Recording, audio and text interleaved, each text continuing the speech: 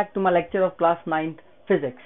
Okay, so in the previous lecture we have started our new chapter, that is forces and laws of motion. In that lecture we have studied about the force, balanced force and the unbalanced force. Okay, so here in this lecture we will study about the laws of motion, and especially we will cover only the first law of motion. Now, what these laws of motion are? These were actually studied by the Galileo, and whatever the ideas were given by the Galileo, that all the ideas have been studied by the Newton, and then he have formulated his laws of motion. Okay, so here what the first law of motion is? The first law of motion is that if an object is in motion, it remains in motion, and if an object is in rest, it remains in rest until and unless any external force is applied on it. इसका मतलब क्या है कि अगर कोई भी object motion में है तो वो हमेशा मोशन में ही रहेगा, वो खुद से रेस्ट में नहीं आएगा. And if an object is in rest, it will remains in rest until and unless any external force is applied on it. जब तक कि उस पर कोई भी external force apply ना किया जाए तब तक वो object हमेशा क्या रहेगा, रेस्ट में ही रहेगा. So if an object is in motion, it remains in motion, and if an object is in rest, it remains in rest until and unless any external force is applied on it. जब तक कि उस पर कोई भी external force apply ना किया जाए. So this first law of motion, it defines force. क्योंकि यहाँ पर देखिए in this line, until and unless any external force is applied on it, जब तक कि इस पे कोई भी external force अप्लाई नहीं होगा तब तक कि वो जो बॉडी है उसका जो स्टेट है उस स्टेट को चेंज नहीं करेगी. either that can be state of rest or the state of motion. तो यहाँ पर कह सकते हैं हम कि ये जो लॉ है, it defines force. Here this law it also defines inertia. और कहीं ना कहीं ये जो फर्स्ट लॉ है इसको हम कहते हैं गैलीलियोस लॉ ऑफ इनर्शिया. कहीं ना कहीं ये इनर्शिया से रिलेट करता है. Now here a question arises, what is inertia?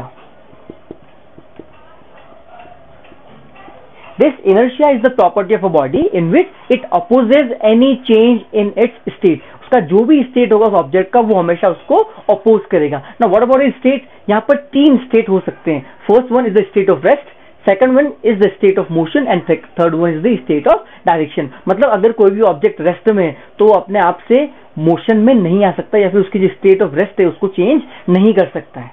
Second one, अगर वो ऑब्जेक्ट उसकी मोशन की स्टेट में, मतलब वो अगर वो ऑब्जेक्ट मूव कर रहा है तो वो खुद से रेस्ट में नहीं आ सकता है, वो कंटिन्यूअसली मोशन में ही रहेगा. Third thing is the direction, state of direction. मतलब अगर एक पर्टिकुलर बॉडी किसी एक पर्टिकुलर डायरेक्शन में मूव कर रही है तो वो खुद से अपना डायरेक्शन चेंज नहीं कर सकता. That is what the inertia is. Now how we can measure this inertia? We can simply measure the inertia by its mass.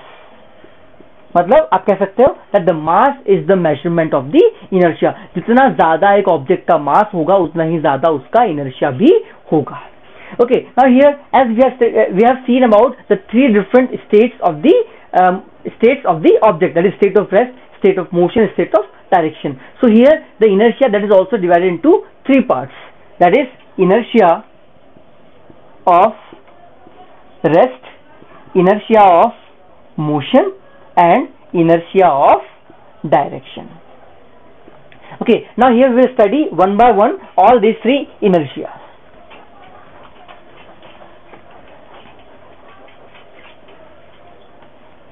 The first one is the inertia of rest. Now what is the meaning of this statement, inertia of rest? Inertia of rest का मतलब क्या होता है? The inability of a body to change its state of rest by itself. मतलब अगर suppose for example कोई भी object ये यहाँ पर रखा हुआ है तो ये ऑब्जेक्ट हमेशा यहीं पर ही रखा रहेगा जब तक कि इसके ऊपर कोई दूसरा फोर्स ना लगाया जाए. Mean it will not change its state of this rest by itself. ये खुद ब खुद मोशन में नहीं आएगा. That is called as the inertia of rest. अब इसका बेस्ट एग्जांपल क्या है? The best example is suppose if you are standing in a बस.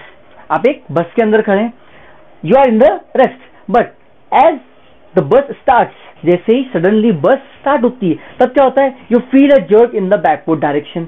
अब वो बैकवर्ड डायरेक्शन में जर्क क्यों फील होता है? Because when you are standing in the bus, then the lower part of the body that is in contact with the bus, that is assume to be the part of the bus. जो lower part है body का वो क्या assume करेंगे हम कि वो बस का पार्ट है, क्योंकि it is connected with the bus. And the top most part, that is not the part of the bus because that is not directly connected with the bus.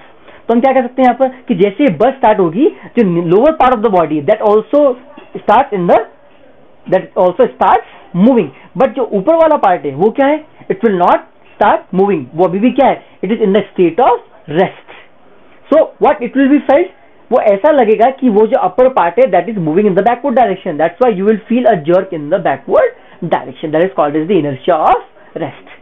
You can see one more example, that if you have a tree and if you will shake the branches of the tree, then what will happen? The leaves that will fall on the surface. Why? Because क्या था, वो inertia of rest में थे, और जैसे ही आप उसकी जो leaves है उसको क्या करोगे, motion में लेकर आओगे, but अभी भी क्या है, that leaves are in the state of rest. तो क्या होगा, वहां से वो जर्क लगने की वजह से वहां पर वो क्या हो जाएंगी, गिर जाएगी, because of the inertia of rest. One more thing, जब भी आपके पास कोई भी एक ब्लैंकेट होता है, आप जब उस ब्लैंकेट को किसी स्केल से या किसी स्टिक से जब उसको मारते हो तो क्या होता है, उसके जो पार्टिकल्स है दे कम्स आउट. तो क्या होता है, उस पर्टिकुलर कंडीशन में आप क्या करते हो, when you are beating it, then what happens, that the blanket that moves backward, but the particles, that is 10 particles in that blanket that is still in the state of rest. इसलिए वो वहां से अलग होकर बाहर की तरफ आ जाते हैं. That is what the inertia of rest is. इसका मतलब क्या है कि जो बॉडी है it will not change its state of rest bye its own, मतलब खुद ब खुद वो अपना स्टेट ऑफ रेस्ट चेंज नहीं करेगी. Now here the second one is inertia of motion. Now what this inertia of motion is. Inertia of motion का मतलब क्या है कि अगर कोई भी ऑब्जेक्ट मोशन में है तो वो बॉडी खुद से रेस्ट में नहीं आएगी. Means the inability of a body to change its state of motion, that is called as the inertia of motion. Okay, इसका बेस्ट एग्जांपल क्या है, the same thing, we will take the same example of the बस.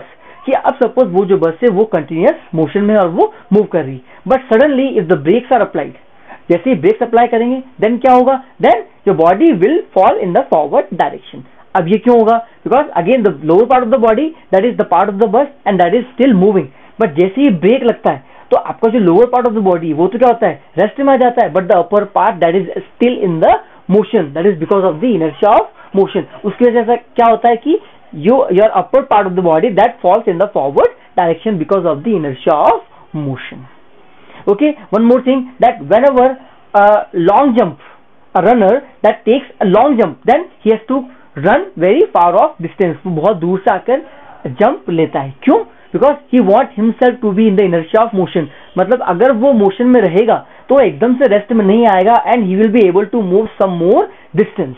इसीलिए वहां पर वो जो runner है वो हमेशा इनर्शिया ऑफ मोशन की कंडीशन में रहने की कोशिश करता है, उसकी वजह से वो बहुत ही दूर से रन करता है. Okay, now the third one is the inertia of direction.